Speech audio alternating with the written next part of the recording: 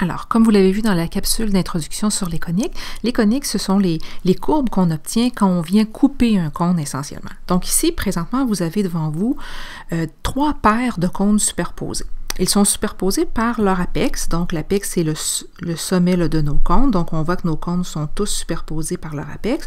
Et si je viens trancher ces cônes-là, selon certains plans de coupe, je vais obtenir des formes coniques particulières. Donc, si je coupe en étant parallèle à une des bases, je vais obtenir un cercle. Si je coupe en étant incliné par rapport à la forme de mon cône, je vais obtenir ici une ellipse, mais c'est important de ne pas traverser les bases pour faire ça.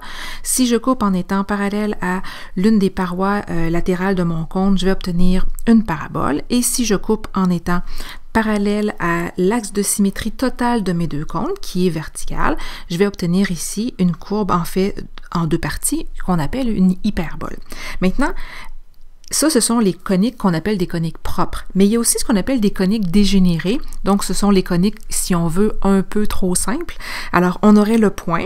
Le point, ce serait une conique qui serait donc en fait l'apex en soi. C'est ce qui est comme si je venais trancher mon cône en étant cette fois-ci mon plan, mon couteau, si on veut, va aller trancher vraiment le sommet de mon apex, donc vraiment la pointe en tant que telle, c'est ce qui va former mon point.